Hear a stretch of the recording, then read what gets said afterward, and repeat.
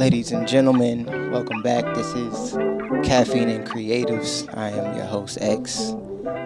To my right this week, we have of the very talented, hilarious. Oh man.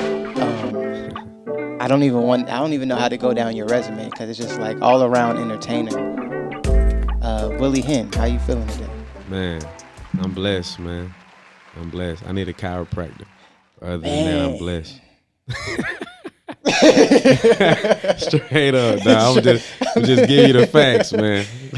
I was just talking to my wife about schedule. I'm gonna be in LA on Thursday. I was like, I need to schedule my a chiropractor visit before this trip, Bruh. or I don't know if I should wait till I come back because that plane going. It's vital, man. Yeah, it's vital. I'm getting up there too, so it's like you know what I'm saying? The appointments that are that are important to me. Your body is less forgiving, man. You don't get that appointment in like you supposed to. It's gonna remind you. Bruh, I've been to the chiropractor twice. Changed my life. Really? What? You know, because for me, where I'm at now, I'm all right. So I'm 27. So I'm still man, you still in the golden age, man. I'm 27, but it was like, so it's like I have a kid now, so that automatically had about 10 years on you. Oh yeah, I ain't got now, but yeah, I know it do. Yeah, so it's like you don't realize how fucked up your body is until you go to somebody to get it right, and then you be like, damn, like I could have been feeling this good this whole entire time. And see, that's the thing, man. You know what? And all these crazy shows I've done, and all I've done, I've never been to a chiropractor. I've always gotten massages and all this, that, and the third. Never actually just went, and everybody has told me, like, brother, just feeling your back and your neck, bro, that chiropractor gonna change your life. Just go. Just go. So I'm finally gonna go, man. I'm booking it. Shout out to my homegirl. So you haven't been to the chiropractor yet? I'm going this week. My homegirl V sent me. She sent me a black-owned spot somewhere downtown, but everybody is raves about this place. And so she sent me the info today. I said, I'm going to go. Okay, so that's my word. This your first visit. See, I didn't even know you ain't had the first visit. I've never gone, bro. Yeah, your life about to change. I be scared because I be looking at the videos. He be cracking them. It ain't even that bad. And I say it ain't even that bad. Like, it's kind of bad. Like, it's not bad at all. Like, it doesn't hurt whatsoever. It don't. Yeah. It's just weird. Man. You're not used to somebody doing it, but it doesn't hurt you just at all. cracked 36 bones, my dog. Like, that's not supposed to happen. It's not bad at all. But you just had the Rose Bowl. I just had Rose Bowl ATL 5, man. Yeah. For the people that don't know what the Rose Bowl is, what is the Rose Bowl? How long has this is? You said this was 5? Number 5, man. Number 5. It's basically Rose Bowl ATL is basically arts and music festival. I started it back in 2016. And yeah, man, we've just been blessed to keep it going. Like, it's basically my favorite artists who I feel like should be headlining these big festivals out here. I pull them onto the lineup, and that's really what it is, man. I mean, I started it just from I felt like I was slighted many times and dealing with trying to get on these festivals, and I've had people tell me, oh, well, so and so didn't put you on because they didn't want you to, They didn't want you to outshine their headliner and all this crazy stuff. Like, man, forget all that, man. We just supposed to be out here making good music for the people. Those are good problems to have, though. They are. They are. But it inspired me to just start my own. And I was like, you know what? I'm going to just do my own thing, my own festival, my own concert. So this year, COVID threw it to the left, but we were able to adapt. I asked that because you were just talking about jumping around on stage and why you need a chiropractor. Man, yes. Because you was going in. Yeah, man. Per usual. But you was going in. Yeah, man. I mean, it felt good. That was my first show since January, dog. And I mean, the whole time I was thinking while I was up there, like, bro, I don't know who knows when you're going to be back up here, man. Like, it may be a while. So you better get it. You better get it in now. So all them, I did a lot of extra neck and head thrusting. For that reason, because I'm like, man, I don't know when it's gonna happen again. So I didn't even think about that. Like, there's probably a lot of people that are that are probably about to book their first show of this year, maybe. Man, like after being like heavy tour intensive acts. That was the best. It was like I feel like being on that stage. Felt like I got out of a bed, man. Like I finished doing the bed, dog. Like not performing at all from January to basically November. I mean, because it was at the end of October, so you might as well say November. I mean, that's nuts to me, man. Yeah, I can't even imagine me not being a performing artist. Like I if I couldn't do what I do on a day, like as an engineer and producer, if it was just like, oh, you can't go to you ain't this the first time you've been to the studio. It's one thing when you just not doing it, like you just taking time away, but it's another thing when you're being told, when you're forced, and when you're being told that you can't. It's like, man, this sucks. Yeah. So how long have you been performing? Man, I'd say, I mean, I've been an artist, doing this thing, I say professionally for about 12 years. But for the first 2 years of me being an artist, man, I wasn't performing at all. Like I wasn't doing any shows. I was scared, bro. I was like, it took my girlfriend at the time. It took her to really she cussed me out, man. She cussed me out, told me like, yo, nobody cares about what you're doing behind this microphone. If you're not out here giving it to the people, then you're nothing. Like you might as well just stop doing what you're doing. Women have that effect. Right. Followed by other expletives. But it inspired me, man. It inspired me, and I got out there, and since then, bro, like that's life for me now. Like performing is literally, that's where I eat. They know if they book Willie Hyn, he gonna show the fuck out. And that's where I eat, man. So yeah, I guess 10 years now, 10 years strong. Oh yeah, so we write making it. I've been engineering and producing since 2011. So 2021 will be 10 years for me. Dope. And it's like I started this podcast because I'm like, man, my peers are like the people that are in my age range. Like we're just hitting that like decade in. Yeah. And it's like I have really cool friends that's like thriving doing creative shit. Like you know what I mean? Like, yeah, man. And we don't never get I don't really feel like a lot of us have too many platforms where it's kind of like, let me pick your brain at this level. Right. Like it's always like, all right, after they blow up or you trying to get, but all of these people have access to the people that you trying to talk to. Exactly. And they know, we know what's going on, like before it go on, what's going on behind the scenes with your favorite artist, how your favorite artist ain't shit. You know what I mean? Yeah. all of that. So it's like the real people is like the people at this level, I feel. Yeah. That's still doing it with a certain level of passion and integrity. That's facts. So that's what Caffeine and Creatives internally means for me. Okay. So I just, but I had to frame it like, how can I make this a niche? Yeah. thing? So like I drink a lot of coffee. You had even asked me. He asked me that I want some coffee or what kind of coffee that I prefer. I don't even drink coffee like that, man.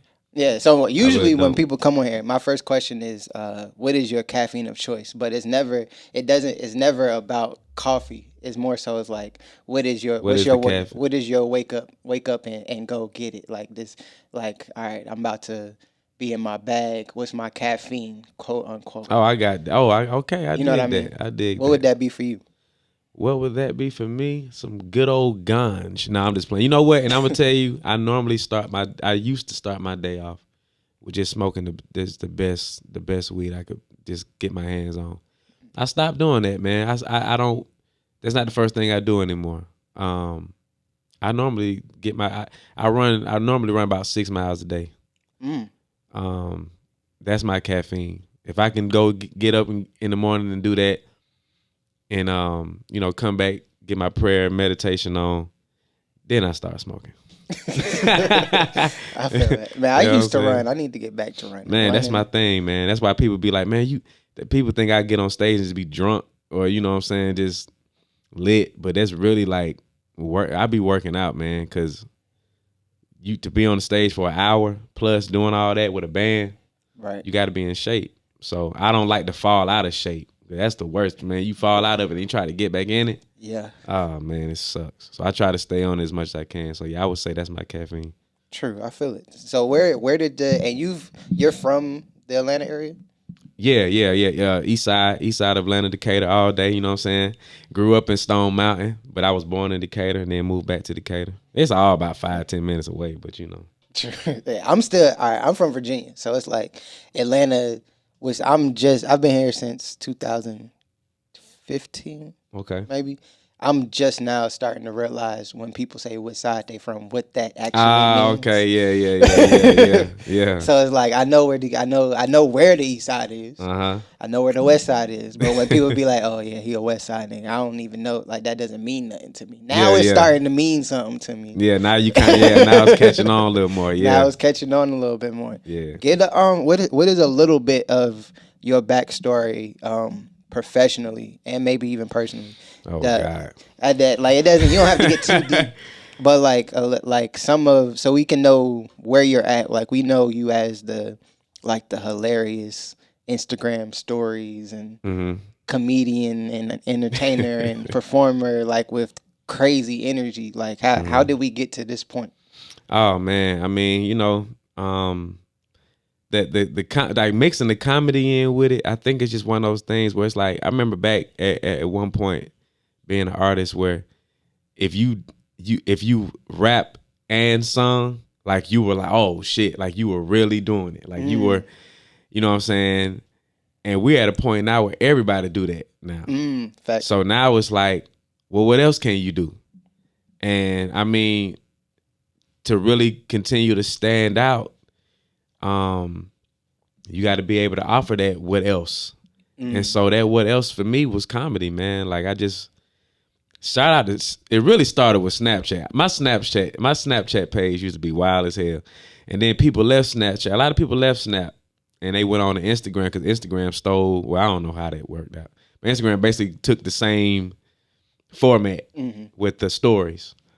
So I just took it to Instagram, man, and yeah, like I started realizing like with those like that hour of power that I be doing, I started realizing like I was getting more traction with that and more just reception from people than I was getting with the music at one point. Like, so I was like, well, let me just keep pumping that.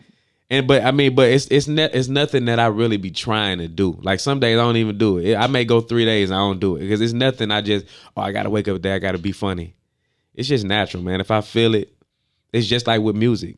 I don't write every day. Like people be thinking I just write all day long, song after. Man, I don't write every day. I may go a whole week and not write nothing, and then that very next week I write 7 full straight days. It's just if I feel it, I'm gonna do it. But yeah, with that comedy, man, like it kind of became a thing where it's like, yeah, man, go on and hit them, go on and show these folk, because my people know, my family know, like I'm a nut, so they, it just was a natural thing, and then with the performing, I mean, yeah, just grinding it out, man, just going to open mics. We used to do about 4 or 5 shows a week, every east side, west side, south side. If you had a microphone in your establishment and you was allowing me to come in there, my team, we was coming in there and we was performing. So it got to the point where I was just doing it.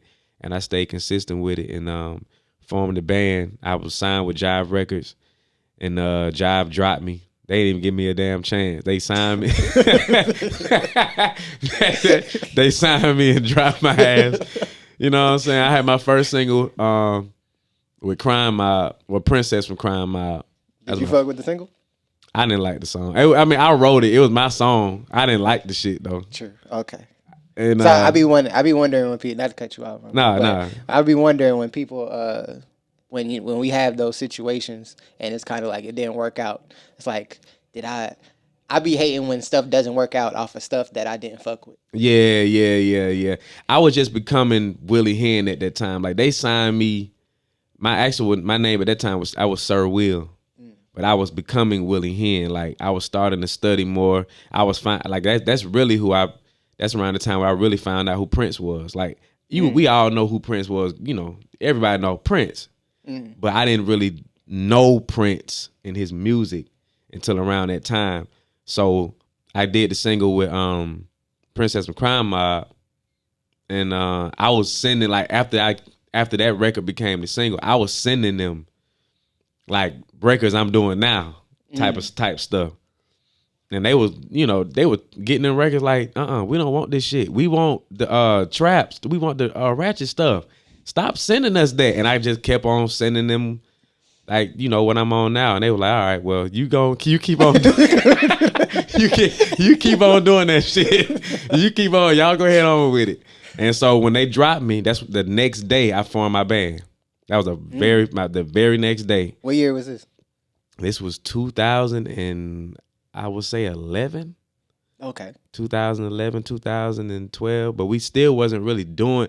We formed, but we really weren't doing any shows, and till I just wasn't comfortable all the way with it. I was putting out ads on Craigslist because for some reason around that time we couldn't find no bass player. So I was sending out ad. Man, I remember this one. We sent out an ad on Craigslist. This one time, this one man showed up, and this old busted ass man. This dude was like in his 60s. And we came in and gave the man an audition anyway. I mean, I remember these times, man. Like, but yeah, and but people respected us so much around that time, just because we grinded it out. Like we would, even with the band, we were showing up to the hood, to these same hood spots where we would perform at East Side, West Side, South Side. I was showing up to the hood with the band, and people they didn't really know how to assess that shit. Like, what the hell is this? But we started getting that respect. And here we are, man. All those years later. You know what I'm saying? Still rocking. And we just at a platform now where I'm it's well respected. And people know now, don't even call if they know what we about as far as my rate. Don't call if you don't even call me, man. And they know, people know, they know, man. So it's a beautiful thing to be at that point, because I remember when we was just doing it just to do it. It was just all free. And you said, and it's still the same original band, right?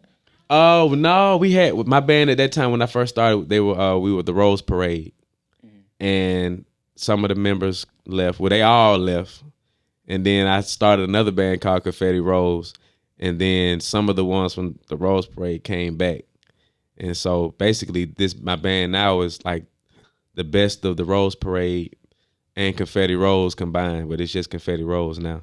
But yeah, I've had different members circulate around. You know what I'm saying? It's hard to keep us the same band for all those years. Because I already know. It's hard, bro. It's hard, man. But the guys I got now, the core I got now, we solid. They not going nowhere. I hope not. So what's the separation? What's the separation between Confetti Rose and Tribe? What's the Tribe? Tribe is more so like the umbrella over everything. Tribe is, I guess, like the quote unquote label. That's just the family of all the different types of creatives. I mean, we got graphic designers, we got chefs, we got, barbers, we got, just all types of different creatives.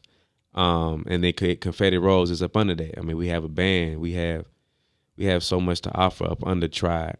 That was basically like, even with them, like those are more so like unsung, like just artists who I feel like should be owned, man. Like these artists should be owned. These artists should be in $1 million home signed, like, and just, with the politics of the game and the way the game is played, like, for whatever reason, these artists just not there. So, I've been hand picking them for years, just bringing them in, and what we do, like we all help each other.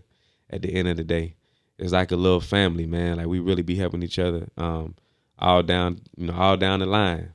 So it's all in house. I don't have to go. I don't really have to go. I don't have to outsource to get anything. Like it's all in the home. It's all in the fam. So do you think, like looking forward, do you see yourself, or even now, have you seen yourself being in that position where it's like now you're a little bit more of like a button pusher? You can put some stuff together. You got a little bit more power as far as like what you can accomplish from thought to conception. Yeah. What do you plan on doing with that going in the future? Is it like Willie Hyn, the music and all of the passion projects is going to be like passion projects, and when you get it, you get it. Outside of that, what do you think you're building now? Yeah, I'm more so trying to. I really want to help these artists out, man. The artists that I really believe in, as much as I can. That's really what I'm building more so out of it than anything. Just trying to build a strong structure for artists to feel comfortable with,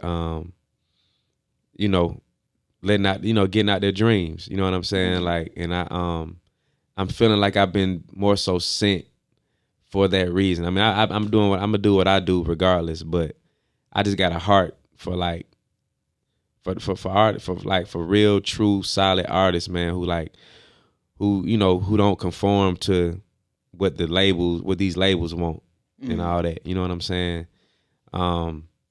So, day by day I'm forming more of what that is, what that's gonna be. But yeah, I really do got a heart for him, man. So that's where I'm at with it. Who are some of those artists that you feel like not necessarily deserve the spotlight, but are on your like, all right, they need to be there. They need to be there. Ken the Misfit, man. That dude. When I tell y'all, that's one of the greatest voices in the game right now. Like that man, Ken the Misfit is a problem. He needs to be heard. And he's one of the ones I've been putting him on every project that I've had since I met him. Just to, if anything, my people can hear him and he could just build more of his base. You know what I'm saying? Like I'm all about that with him. Sante, I love, man, Sante. She's one of the coldest. She's on your current rotation. Yeah. Sante, smooth. Man. Yeah, she cold, man. She is cold, and we got a little project that we working on together. It's kind of like a Bonnie and Clyde. We just going in, just taking old classic beats, and just spitting, just spazzing. So, yeah, Sante always. Sonya Williams, she's in the tribe. I mean, Sonya, man. Sonya's so dope, man. And I know she's so close. I know Sonya is so close. That's why I'm so excited about what she's doing, because people are catching on. She getting a lot of love from Hot 107.9 right now. So yeah, man, Chris Theory. Like it's artists, so, man. It's artists, man. I can go for days, though. Yeah, I can go for days, man. I got him. Yeah. You need to get you connected to some of these plugs so you can just start feeding these outlets. Yeah. I know some people. Come on, we need to talk, man. We need to talk, man. Like, hey, I got the creatives. I just need the platforms. What that's gonna look for. Facts. Or what that look like. So you're working on the project. We spoke about this a little bit before. Man. Roses over Satellite Beach too, man. Yeah. What information can you give me on this? Oh man, just know it's coming. It's on the way. we put out. So we at the it's coming stage. Yeah, I mean, I want to put it out. I want to put it out before the year's over. That's my goal. If I can get a Christmas release, that'll be great. Because I really wanted to put it out the night of Rose Bowl, but I just in my soul, I was like, no, man, you got three heaters that they gotta be on there. So. Yeah, I'm gonna wait it out. So it's gonna be but Roses Over Satellite Beach too. I put out the first Roses Over Satellite Beach in 2015, and it's arguably my best project. It's basically a all-female collaborative project. So every song features one of my favorite female artists. That's dope. Yeah, man, I appreciate it, man. So I just wanted to do that again, and this is a whole new cast of just newer artists. That I'm just vibing with, man, and I wanted to work with, and really it's one of those things where it's set up to show my writing capabilities, because that's where I'm really trying to dive more into. Like I'm really trying to go there. You got some credits on you. Yeah, man, I got. We ain't talk about the credits. I got a little Grammy nom. You know what I'm saying? They got a little Grammy nom here and there. Yeah, man. Shout out Music Soul Child, big bro. But yeah, man, like with this particular project, I don't write. I mean, I with this particular project, I don't have any other artists write. So they just come in and sing, and I write everything on there. So all the features that you hear, all the singing that you hear from the other artists coming in, I write all that. And so when you hear the album, you really hearing me. This is the new version of the producer album. Exactly. But this is the creative album. This is like, these are all of my thoughts, and I just know the people to facilitate these thoughts. Exactly, bro. Exactly. That's exactly what it is. And really, I sound more like a feature on all of them. So you'll hear like the first, one of the first singles we putting out for it. It's called Powder Blue, and it features Sonya Williams. It sounds like it's her song featuring me. but it's really my song featuring her. I pretty much wrote. I mean, not pretty much. I wrote all her part, from the verses down to the hook, and then I just did my little verse in there, and they passed it right back to Sonya. I told her she can have the record if she wanted it. Shout out to Slim Wade. Slim Wade produced that joint. Hey. Yeah, man. So man, that album got some heaters on it. Algebra Blessed is on that album. We got a dope record called Sun Rock. It's some joints on there, man. It's some joints. Bet. Little BTS question. Okay. Cause I feel like a lot of my viewers are more so like artists, producers, engineers, people in the entertainment industry itself, not necessarily like consumers. What are some of, like, being 10 years into this, what are some of the thought processes and some of the logistics that you put into your projects outside of just the creating the project? That would put it where it's like, I know you said you wanted to release it on Rose Bowl. You got a couple other joints you want to throw on there, but what are some of the behind the scenes work as far as like what you planning on doing with it after you release it, promoting it, or if you get visuals, like right. What does that process look like for you? Definitely setting up the visuals for it, but I'm not more like I'm actually working on a movie after this album. So I'm not really gonna do too much with the visuals, only because I'm finna put in a whole lot more work with the same guy who shout out to I Am My Photos. That's my guy. He pretty much does all my visual work. My bro. But yeah, I'm gonna be doing a lot more with him with the movie. So I'm not really gonna go crazy with the visuals for this, but yeah, we're definitely gonna do a couple for this album. And yeah, man, just I plan on doing another show for it with my band, which will basically kind of be like the album release concert, but it's going to be the concert for that particular album. And just like campaigning work is different now, man. With COVID, it's different. So it's hard to, it's hard to just throw out what I'm gonna do, because I really got to sit down and envision where I'm gonna go with promoting it because of COVID, man. COVID really kind of changed things up. Yeah, like even the idea we had for Rose Bowl, like I had to, it took a couple extra blunts to come up with that idea. You know what I'm saying? We're having the show, basically having Rose Bowl at two different locations. For the same show in two different locations on the same night. It was weird. It was different, but we pulled it off. So I'm kind of trying to jump into my creative box with the promotion for the album. So I'm not all the way I don't all the way have it figured out yet. But we definitely do have some cool ideas that we're gonna implement for this one, man. I'm excited about it. So what is the to kind of scale back and not get too specific on what you're planning on doing with this particular project?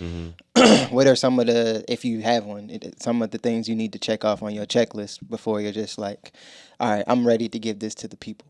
Because I know me personally, like I'm working on a production album. Okay. Where I produced pretty much the same. Okay. Same type of situation, except I didn't write all the songs. Oh, okay. I did some writing on it, but it's where I used to be in the mindset of like I just want to make it available to the people, and then do the work on the back end. Yeah.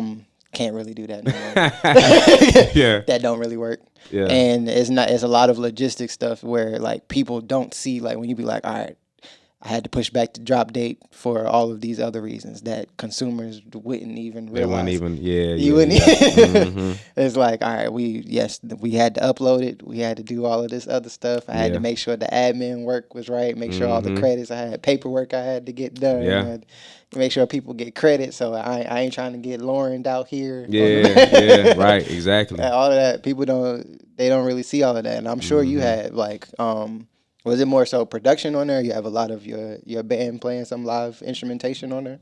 Yeah.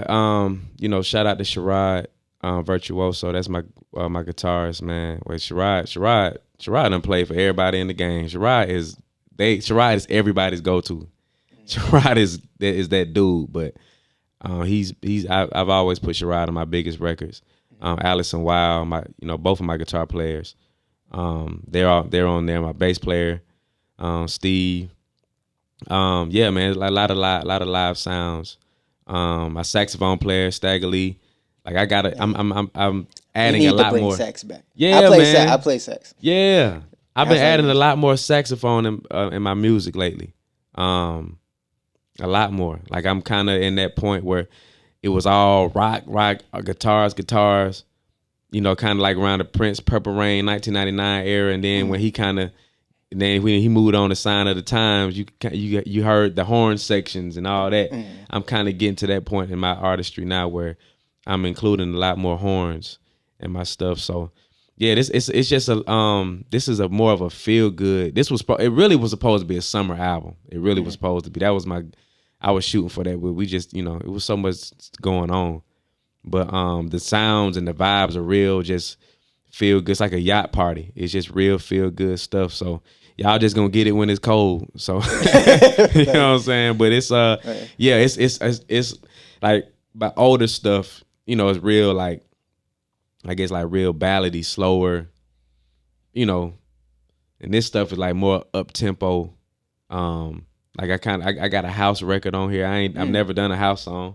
Got a house record on there, so but that's what shout Willie out to my Detroit people. Yeah, man. That's what Willie Hyn is though. Like I'm never gonna give you the same thing all the way down that album. It's always gonna be some different type of stuff from my albums to my shows.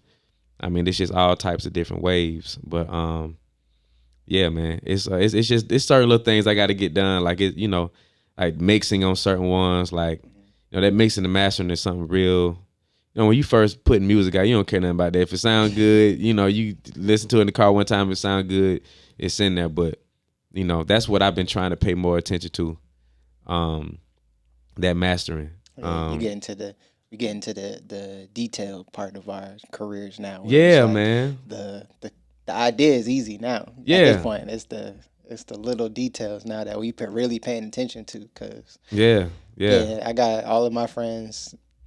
I can call in keyboard players. I can call in guitar players. I know that we all professional enough to get the job done. Now it's about the little stuff that y'all don't even care about. But right, right. Gotta have it, man. Yeah, you gotta have that done. That's got to be tip top. Shout out to Devontae Black. He pretty much masters all my stuff, and he be on me, man. Like he be on me about making sure that all that gets done. So yeah, we got a lot of that. We got a lot of that to go. And I'm big on interludes.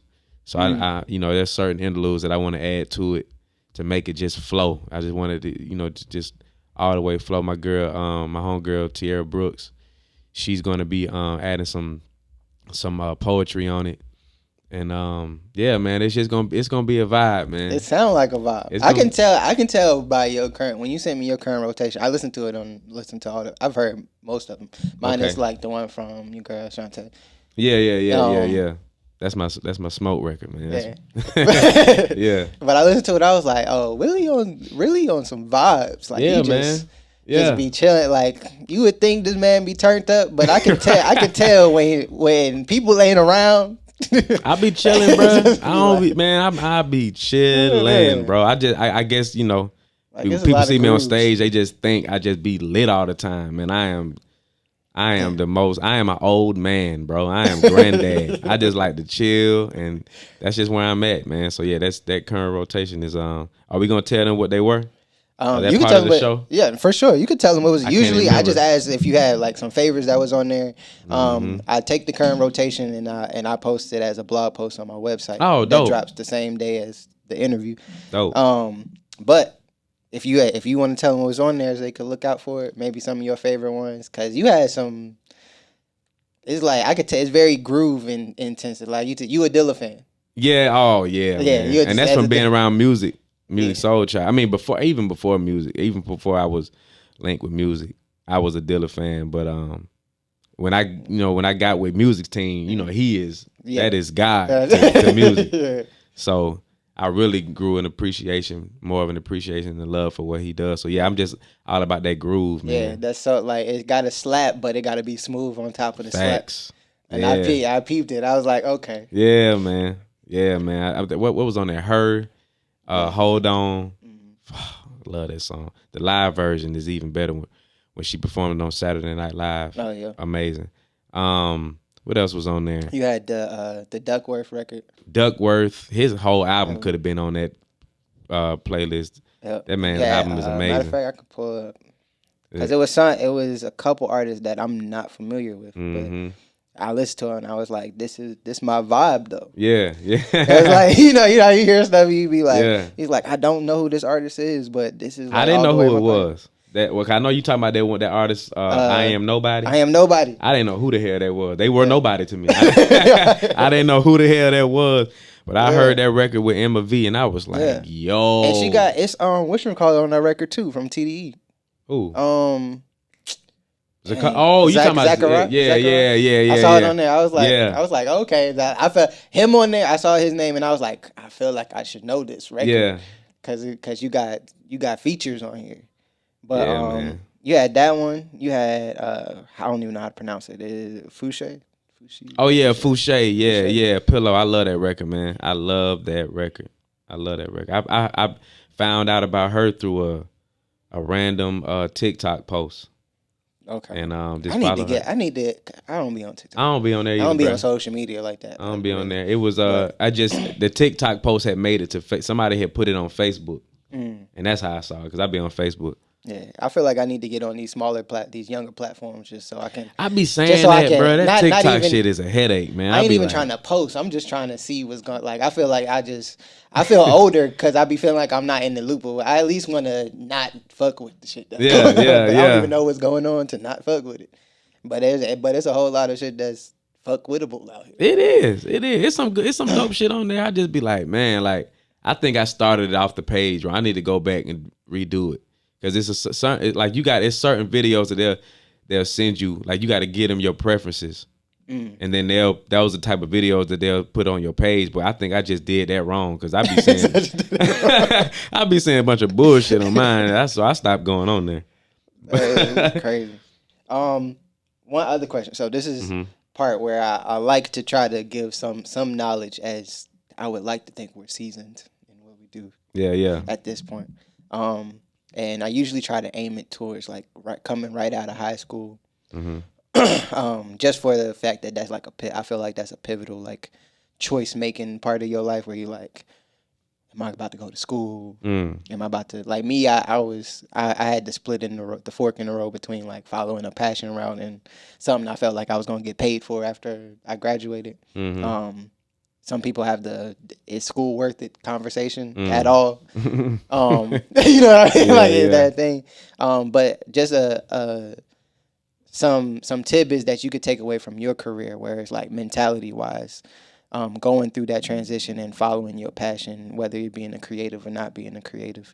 A few things that you feel like are pivotal in your choice and your discernment now, that you would tell maybe an 18, 19-year-old Willie Hyn. Man, take that extra time you got in your day, go learn the business.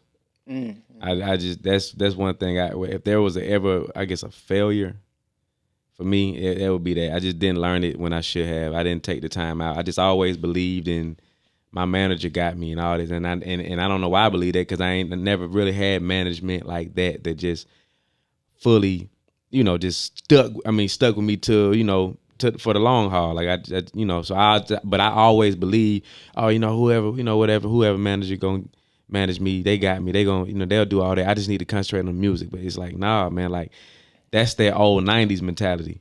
Nowadays, you got to be on top of it, of every aspect. So if anything, I would definitely that's an easy one. Just learn the business, learn it. You know what I'm saying? If you can take classes on it, take classes on it. But and do as much as find out how to do as much as you can by yourself, so that you don't have to depend on so many different people. You know what I'm saying? If you get extra time, you want to learn, to learn how to engineer. That's another thing I wish I would have done. Just really sat down more so and learned that. I know I could have done it if I would have just learned it, but just find out how to do as much as you can on your own. Even all the way down to the graphic design. A lot of that shit them niggas be doing ain't nothing. And it's templates for half of that. Yeah, it's easy. But sometimes we'll just, in our mindset, we just, as artists, all we want to concentrating on is the music. And it's like, bro, you paying these folk $100, $200, $300 for this, that, and the third. You done dipped it. You look down. You looked in your bank. You look down. You done spent $500-$600 for some shit you could have did it on your own easily. Mm-hmm. And it's just like I had to learn that. Man. Like as I was coming up, but I learned it late. I just stiff armed it to the side for so long, and then it hit me like, yo, stuff started happening to me where it was like, yo, see, you've been on top of your shit, that wouldn't have happened. So, yeah, man, I would easily say those things. Just of course, just don't stop, man. Just don't. And I know that's like cliche, but I'm telling you, that's literally. It comes down to either where most artists, like 90% of the artists, either they're still doing it or they're not, and it just comes down to that heart for it, man. Like a lot of artists fall by the wayside, and they were right there. They were right there, and they just fall by the wayside. Like you don't like if it's in you, and you wake up in the morning, and that's one of the first things you think about. Keep doing it. And the moment that it stopped being that, then go ahead and close it up. For real. Thanks, wrap it up. Yeah, for real. Because at that point, then now you lying. You lying to the people. Yeah. And that ain't never good. You start cheating the game. Once you start cheating the game.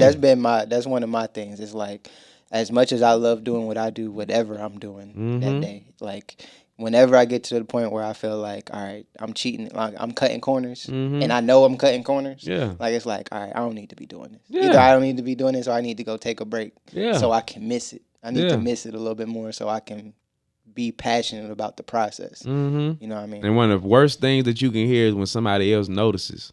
Yeah. When you bullshitting, and then somebody else notices that it just ain't there.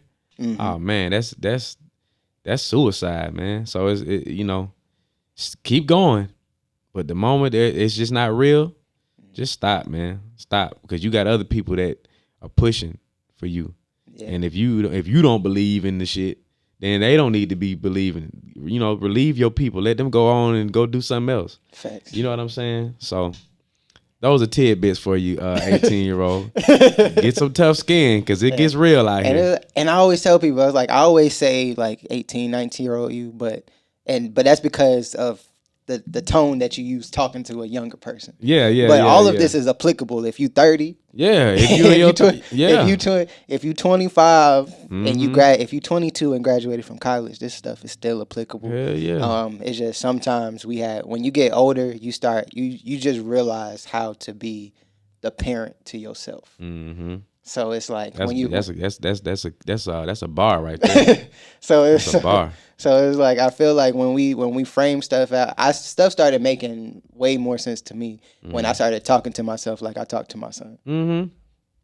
If I can explain it to my son, then there's no reason why I should be on some bullshit. Exactly. So so that really turned my whole thought process around. And this is a great segue to my last segment, which is Yasir's words of wisdom. Okay. So this is a segment where I give like my quotables. Okay. And I call it Yasir's words of wisdom. That's my son's name. Oh. And these are like lessons that I feel like I've learned or I'm learning after being a father that I would like to instill in him. That's dope. At a much younger age than I got it. That's dope, man. And it's very simple. Like just like, you know how they say, you seen the movie Inception? I have seen Inception, but I ain't gonna lie, man, I was high as hell when I watched that movie. I feel it. It's you gotta watch that movie like 4 or 5 times. Yeah, clear minded too. Like yeah. But Inception is kind of like, you can try to change somebody's mind, or you can use propaganda. But there's nothing. The most powerful thing in the world is an idea. You know what I mean? If you can implant an idea into somebody, then you can change the whole course of their whole entire life. So Yasir's words of wisdom for today. Number 1 was experience it or study it. Okay. By that, I just mean either you need to go do what you want to do, whatever it is that you're passionate about, you either need to get out there in the field and get experience in it, or you need to set aside the time to study it if you're not going to go experience it. Yes. I realized that like we put off stuff a lot in our lives. Like I can get to it when I get to it. If you can't get to it, you need to be studying it. You need to be studying what you need to experience. Right. You know what I mean? At the very least. Yeah. If you feel like you don't have the time to study it because you don't have to go to school to learn stuff, you need to be somewhere experiencing it. For the people that don't want to sit down and read or look at some videos or whatever the case may be. That's one. The second one is tell your friends about your friends. Tell your friends about your friends. I'm getting to a point in my life now where I realize I have access to a lot of successful, clear-minded, ambitious people that don't necessarily know each other. Yeah. And your net worth is your network. But outside of just knowing your network, make friends that you can tell your other friends about so we can all be up. And that's why I admire what you're doing. Yeah. With Tribe. That's literally my existence, man. Like, you feel me? Like once you get to the point where you can literally make relationships based off of making relationships. Yeah, that's real, bro. Like you get so much further in life, and that's something that I really want to get. I've learned that recently, and I'm trying to but that frame of thought, like I never thought of it like that necessarily. It's like, all right, cool. This person grinding, this person is about their business. My friend over here is grinding, they about their business. What can we do? Yeah. Because it's not about, we at the age now, or we getting to the ages where it's like, it's much more exciting waking up in the morning to be working for something that's bigger than yourself. It's a lot more gratifying. Yeah, that's why I get so hyped about Rose Bowl, because it's bigger than me now, and I know it. Like I know without a doubt, it's beyond me. Like people just think when they hear Rose Bowl, they don't. Oh, Rose Bowl ATL. That's the Willie Hyn is the first thing on their mind. I don't think it is. The event itself is. So yeah, it's when you working for something bigger than yourself. Yeah, man. Yeah, that's a feeling, man. Yeah, it's a whole nother level of gratification, I promise you. If you're not at that point in your life, you need to keep making relationships until it is. Yeah. You don't know enough people. That's vital. Yeah. Them networking events you don't be wanting to go to, go on and go. Because you never know. You never know. And the friends that you, like, I don't, and this is not me preaching, but it's going to sound preachy. A lot of us, I was in a position where it's like, I'm like the floater. Like I was in high school, I was on the track team, I was on football team, I was in the art club, but I sat at a bunch of different lunch tables. Like I wasn't the nerd, like I was cool with everybody, but I wasn't popular. I feel that. Like I was just a floater around, and it's like when that becomes who you are as a person once you get older, you find yourself being in a lot of very great rooms. Yeah. But nobody else knows that you're in the room except the people that you're in the room with. And so it's like now I'm fortunate enough to be in multiple rooms with like separately dope people. Yeah. And now I need to bridge the gaps to make it really makes my life easier. Right. When these people over here know about these people over here, and you're not keeping all of your relationships a secret. Facts. Yeah. That's big. That's a good point. Yeah, that's a good point. Yeah, it gets tight. It wears on you when it's like these people don't know I know these people. These people don't know I know these people. I can help these people out, but I can't tell them that I know the people that can help them out. Like nah, share that wealth. Tell your friends about your friends. If your friends don't know about your friends, one of them is not your friends. I like that for real. A lot of us need to make sure that we follow that point, because man, I'm for real, man. I'm telling you that's real. Like the biggest moves that I've made in my career have come from friends telling friends. Hey, it wasn't no this manager hooked this up. Yeah. The biggest moves were friends just telling friends, hey, so and so, hey, you know. Yeah, I know a guy. Hey, this my man. Hey, my literally man, how I met Music Soul Child. Literally.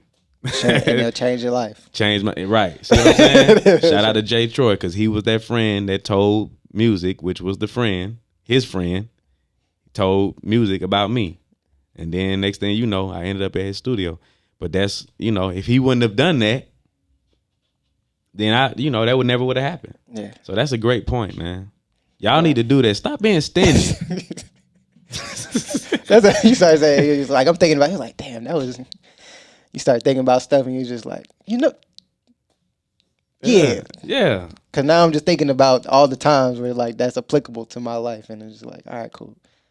But no, I appreciate you for coming on the show today, sir. Hey, man.